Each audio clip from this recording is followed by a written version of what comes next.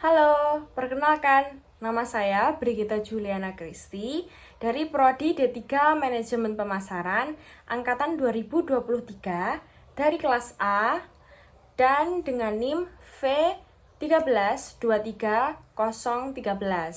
Tujuan saya membuat video ini untuk memenuhi nilai UTS dari mata kuliah Advertising and Promotion Practice.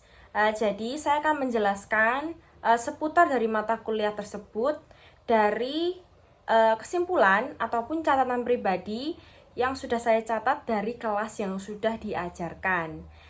Jadi selamat menonton. Nah, jadi apa itu advertising marketing? Advertising marketing adalah suatu kegiatan mempromosikan sebuah pesan dari suatu brand untuk menjangkau target pasar yang lebih efektif nih. Jadi iklan itu menjadi penting nih karena menjadi ujung tombak sebuah pemasaran dengan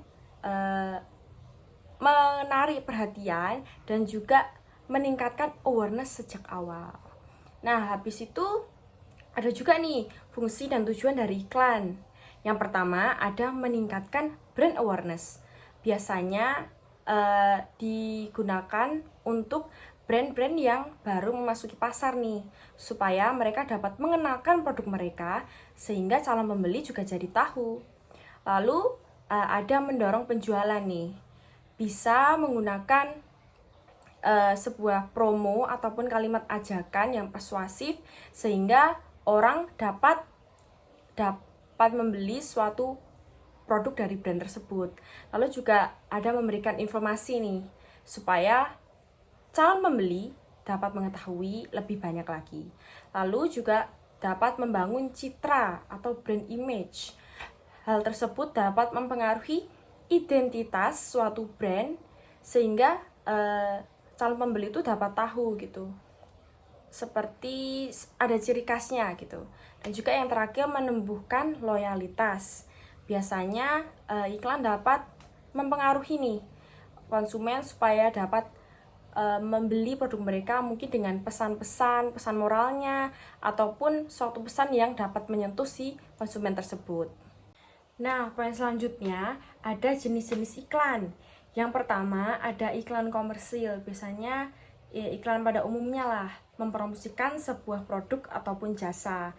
Lalu ada iklan layanan masyarakat. Biasanya iklan ini tuh berisikan tentang edukasi nih atau perubahan perilaku publik, misalnya jauhi narkoba ataupun program KB dan juga lainnya. Lalu ada iklan institusional. Biasanya iklan ini tuh membangun citra yang baik sebuah perusahaan atau organisasi supaya dapat dilihat mereka itu berpengaruh positif gitu terhadap masyarakat. Lalu juga ada iklan politik.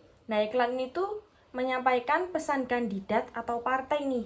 Biasanya untuk biasanya di masa-masa pemilu gitu ya, pasti mereka membuat iklan yang pastinya biar orang-orang melihat mereka itu baik gitu. Lalu ada bentuk-bentuk media iklan nih. Contohnya ada above the line atau ATL. Nah, iklan ini tuh termasuk TV, radio, terus seperti iklan cetak gitu dan juga billboard. Lalu ada below the line atau BTL. Nah, biasanya ini media seperti event, sponsorship, point of purchase, dan juga lainnya. Lalu ada through the line atau TTL. Ini tuh gabungan dari above the line dan juga below the line nih, termasuk dari digital campaign. Nah, poin selanjutnya ada paid media dan juga organic media. Yang pertama, paid media atau SEM. Nah, ini merupakan media yang digunakan untuk mengiklankan tapi berbayar nih. Nah, biasanya itu ada di Google Ads, YouTube, TikTok Ads, dan juga Facebook lainnya. Nah, dengan menggunakan strategi paid media ini dapat mempercepat nih untuk eksploitasi media massa supaya dapat menjangkau audien lebih luas lagi.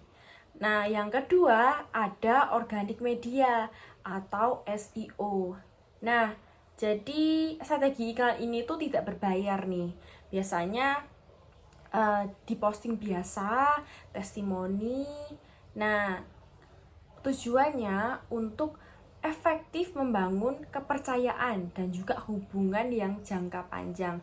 Biasanya strategi SEO ini dengan mengupload konten setiap hari. Nah, dengan konsistensi tersebut dapat menaikkan engagement nih dari suatu brand tersebut supaya lebih naik lagi dan juga dapat dijangkau sama semua orang. Nah, poin selanjutnya ada integrated marketing communication atau IMC nih. Nah, ada beberapa komponen yang penting nih dalam IMC ini. Yang pertama, pastinya ada advertising atau periklanan nih.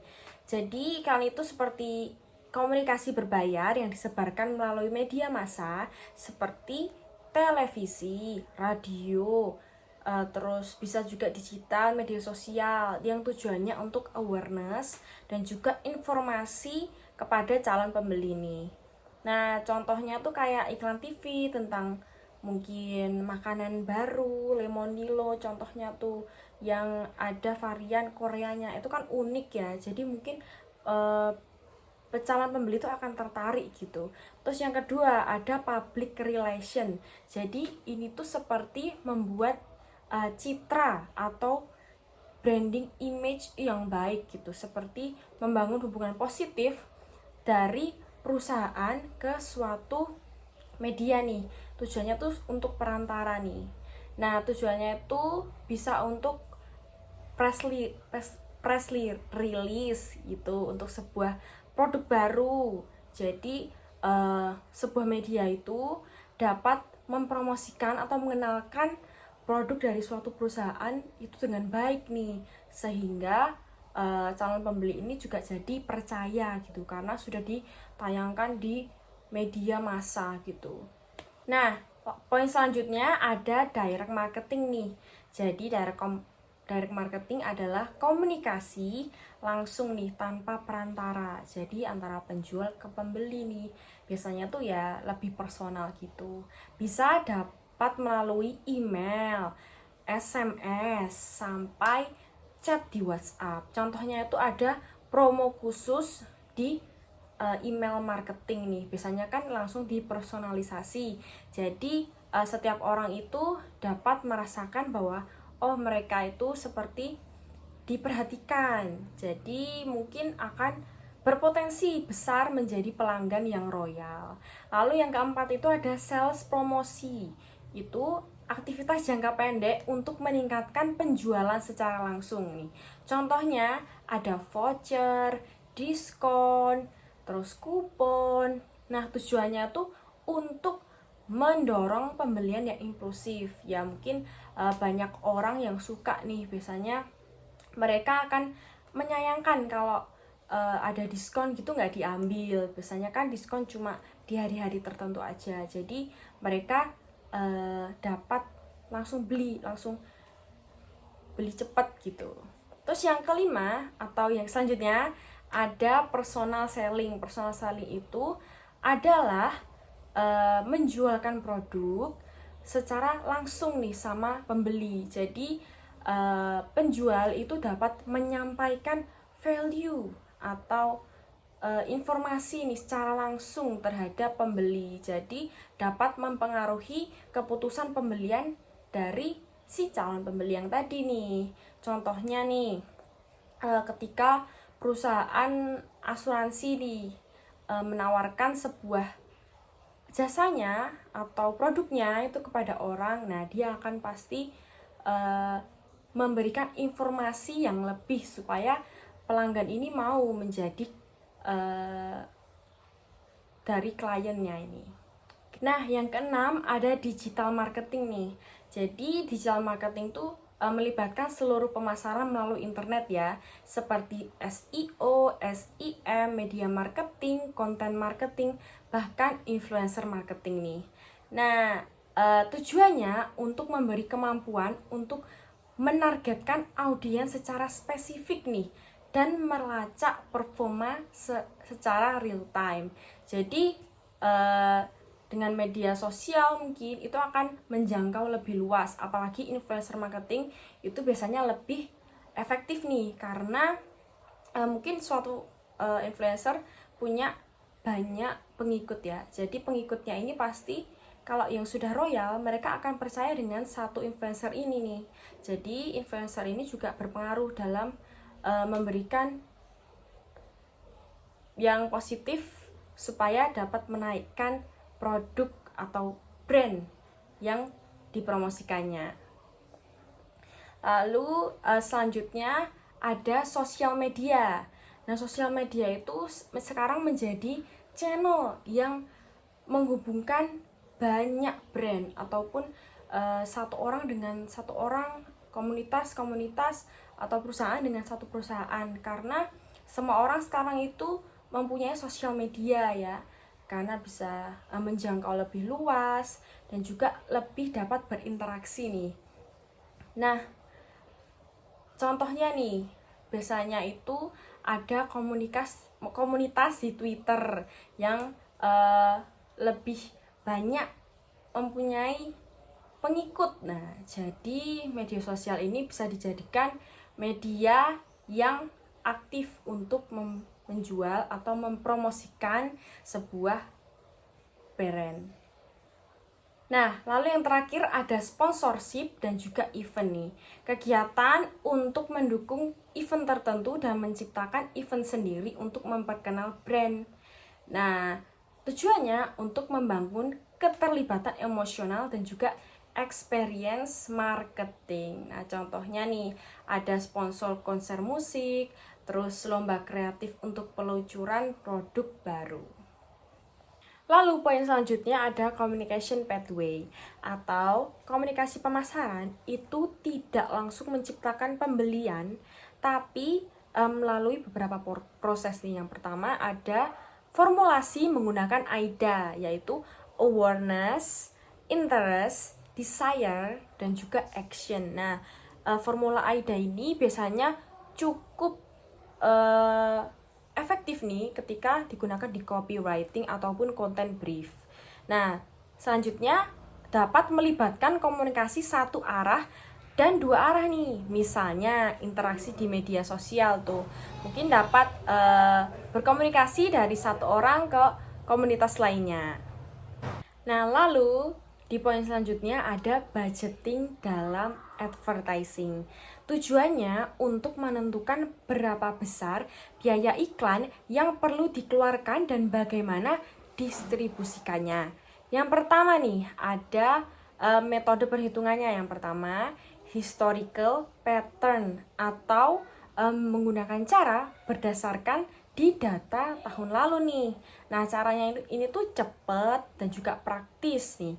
Cocok untuk perusahaan yang stabil. Ya, untuk metode yang kedua ada annual method dengan cara menambahkan persen dari anggaran sebelumnya nih. Contohnya nih, tahun lalu mau mengeluarkan 40.000 US dollar. Nah, tapi naik menjadi 10%. Jadinya uang yang dikeluarkan itu 44.000 US dollar. Nah, lalu yang metode ketiga ada industri ratio. Dengan caranya adalah dapat benchmarking dari industri yang sejenis nih. Nah, terus habis itu juga bisa mengukur apakah kita itu boros atau efisien. Lalu metode yang keempat ada percentage of sales dengan cara presentasi atau persentase dari total penjualan nih, gross atau netnya. Lalu yang kelima ada fixed amount per unit. Nah, iklan itu dihitung per produk nih. Misalnya 10% dari HPP. Cara yang keenam, ada market share strategi. Nah, ini tuh fokusnya untuk meningkatkan pangsa pasar. Yang ketujuh, ada share of voice. Seberapa besar produk kita tuh dibicarakan oleh sekitar ataupun di kompetitor. Nah, untuk poin yang kedelapan ada EMC objektif. Nah, kita itu dapat menentukan tujuan dan hasil iklan melalui DAKMAR. Ini tuh sebuah kayak strategi gitu. Merupakan singkatan dari Defining Advertising Goals for Measuring Advertising Result. Nah, untuk poin yang kesembilan itu dapat dilakukan metode nih dengan media model, yaitu alat bantu perencanaan media berbasis algoritma. Lalu yang ke-10 itu ada competitive plus atau strategi agresif untuk mengalahkan pesaing nih. Jadi mungkin menggunakan strategi yang agak agresif gitu untuk bersaing bersama kompetitor. Lalu yang ke-11 ada break even point atau titik impas nih. Berapa banyak produk kita harus dijual nih agar tidak rugi, supaya titiknya tuh di tengah-tengah pas gitu. Lalu yang ke-12 ada new brand entries atau tahapannya itu identifikasi kebutuhan, riset opsi, evaluasi dan juga eksekusi. Yang ke-13 ada predictive algorithm, itu menggunakan AI atau algoritma untuk memprediksi perilaku konsumen nih dengan menentukan kapan dan di mana menaruh iklan. Nah, untuk poin selanjutnya itu ada tantangan dan tren advertising saat ini. Yang pertama, adanya kelelahan yang dirasakan audiens karena iklan itu terlalu banyak gitu. Kadang kalau melihat YouTube, Spotify ataupun melihat TV biasa itu banyak iklannya, jadi audiens itu bosan gitu. Lalu yang kedua ada ad blocker yang mengurangi visibilitas nih. Terus yang ketiga ada konsumen semakin selektif terhadap konten iklan nih. Nah, zaman sekarang itu mungkin banyak orang yang sudah dapat berpikir lebih luas gitu, mungkin atau lebih kritis gitu. Jadi mereka akan memilah konten-konten iklan yang menurut dia itu sesuai dengan visinya atau sesuai dengan apa yang ia mau gitu. Jadi kadang ada konten yang dilihat itu dikit orang gitu, mungkin karena pesannya atau tujuannya tuh nggak nyampe ke khalayak yang banyak gitu. Terus yang terakhir ada kebutuhan storytelling dan juga konten yang relatable. Untuk poin selanjutnya ada strategi sukses dalam advertising marketing nih. Yang pertama, kita harus mengenali target audience dengan tepat nih.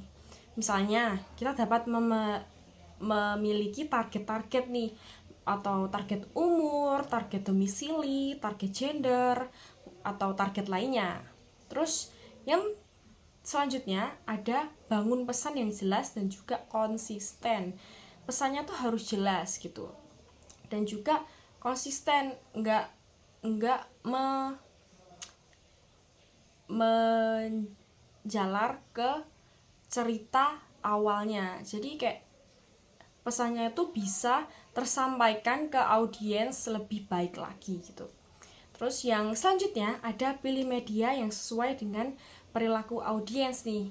Misalnya kalau kita mau kontennya itu lebih tren ya, mungkin challenge gitu, mungkin kita dapat melakukan atau mengiklankan di TikTok gitu kan. Kadang di TikTok kan orangnya katanya lebih santai gitu daripada di Instagram yang mungkin lebih selektif gitu ya. Lalu poin selanjutnya menggunakan kombinasi paid dan organic media nih. Kalau pakai SEO, kita itu bisa rajin upload konten nih. Jadi orang lebih tahu gitu. Tapi kalau pakai SEM, kita juga dapat iklan kita dapat menyebar gitu. Seperti uh, orang mungkin akan lebih tahu dan menjangkau iklan kita gitu. Dan juga yang terakhir ada evaluasi hasil dan lakukan optimasi berkelanjutan. Nah, dengan kita sudah menentukan target, terus melakukan iklan, kita harus evaluasi nih. Kita harus menerima feedback mungkin dari orang lain ataupun dari internal, supaya kedepannya tuh kita bisa melakukan sebuah iklan itu dengan tepat dan juga dapat menjangkau pasar yang luas gitu. Baik, sekian video dari saya. Kurang lebihnya mohon maaf. Terima kasih sudah menonton.